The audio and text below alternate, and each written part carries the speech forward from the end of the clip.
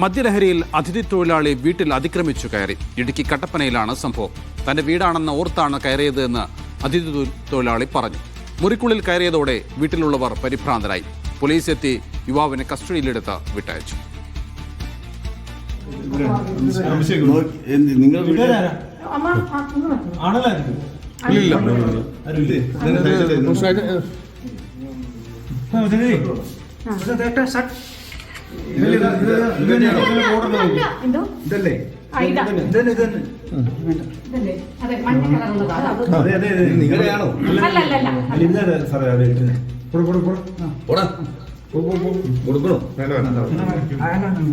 മുഹമ്മദ് ആഷിഖ് വിവരങ്ങൾ നൽകാൻ. ആഷിഖ്, മദ്യലഹരിയിൽ വീട് മാറിപ്പോയതല്ലാതെ വേറെ എന്തെങ്കിലും പ്രശ്നമുണ്ടോ അതില്?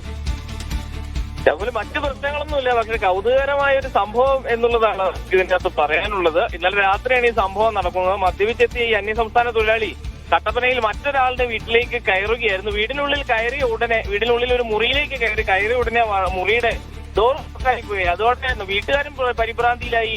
ഈ ഉള്ളിൽ കയറിയ അന്യസംസ്ഥാന തൊഴിലാളിയും പരിഭ്രാന്തിയിലായി. ഏതായാലും പ്രശ്നം പരിഹരിക്കുന്ന വീട്ടുകാർ പോലീസിനെ വിളിച്ചു കൊണ്ടുവന്നതിന് ശേഷമാണ്. പോലീസ് കൊണ്ടുവന്ന് ഡോറ് തുറന്ന് എന്താണ് സംഭവം എന്ന് ഈ അന്യസംസ്ഥാന തൊഴിലാളിയോട് ചോദിക്കുമ്പോൾ അദ്ദേഹമാണ് പറയുന്നത് തനിക്ക് വീട് മാറിപ്പോയതാണ്, താൻ അല്പം മദ്യപിച്ചിട്ടുണ്ട് എന്നുള്ളത്.